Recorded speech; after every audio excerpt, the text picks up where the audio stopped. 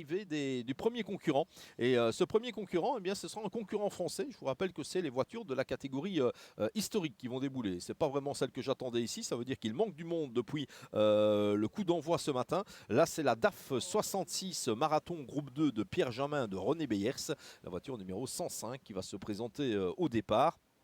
Alors une DAF qui avait accumulé pas mal de pénalités hier durant la première journée de ce rallye. Alors vous allez me dire, tiens, une DAF étonnante, cette voiture hollandaise avec ce système variomatique au niveau de la boîte de vitesse. C'est une boîte automatique tout simplement dans cette DAF. Il faut savoir que ces DAF ont marqué les épreuves spadoises de rallye. Elles ont été régulières en tout cas dans les belles années, dans les années 50, dans les années 60, dans les années 70. On retrouvait ces voitures néerlandaises. Vous savez que DAF a finalement été racheté par le constructeur suédois Volvo, la marque a été dissoute.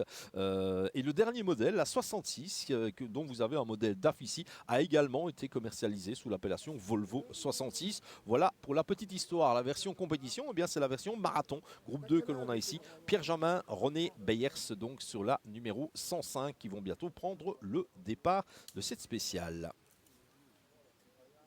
Voilà, on est en train d'effectuer le décompte.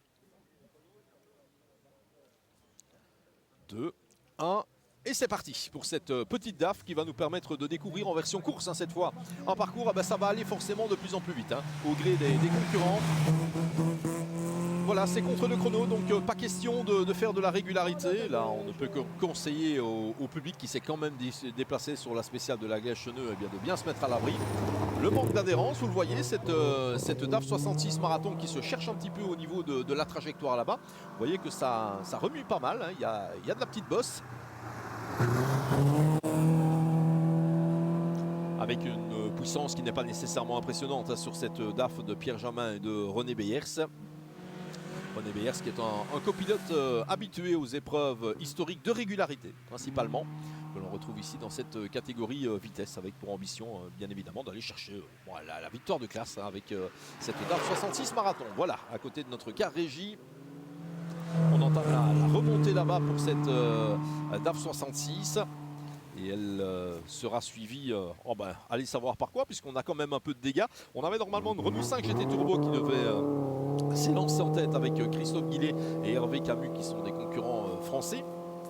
Une Opel Kadett GT qu'on n'a pas vu non plus, Joseph Lejeune et Eric de Fourny. Une Porsche 911, Vincent Prégardien et Stéphane Lambion, voiture du team BMA de Bernard Münster qui avait connu des problèmes hier. Et puis on devait retrouver seulement en 4e ou 5e position cette DAF 66 Marathon qui s'est finalement lancée première sur ce tronçon de la Glaise-Cheneux, 5 km 10 donc de spécial.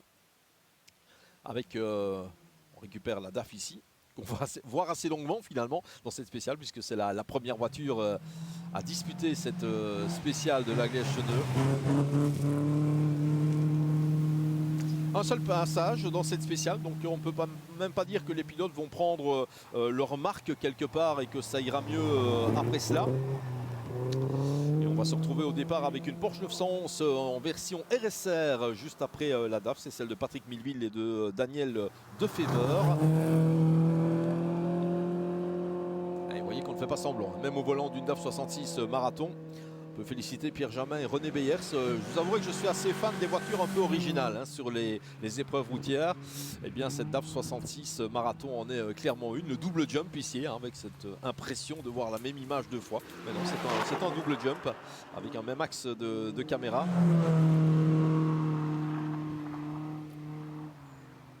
Alors bien évidemment, cette DAF 66 Marathon ne va pas réaliser le meilleur chrono. Cela dit, on a été assez étonné hier dans Sèvres Show, la première spéciale de ce Sparally, où on avait cette DAF particulièrement en évidence. Pourquoi? Parce qu'elle a profité d'un parcours qui était toujours sec au moment de s'élancer sur la première spéciale. Après 10 voitures, c'est devenu une mare de boue avec des conditions d'adhérence nulles. Et donc ceux qui étaient passés les premiers sont restés avec des chronos très intéressants. Et ça nous a bien fait rire, notamment au niveau de la salle de presse de ce Sparally. Mais cette DAF 66 Marathon de Pierre Jamin et René Beyers c'était resté donc au sommet de la hiérarchie un certain temps, et ça c'était plutôt bien.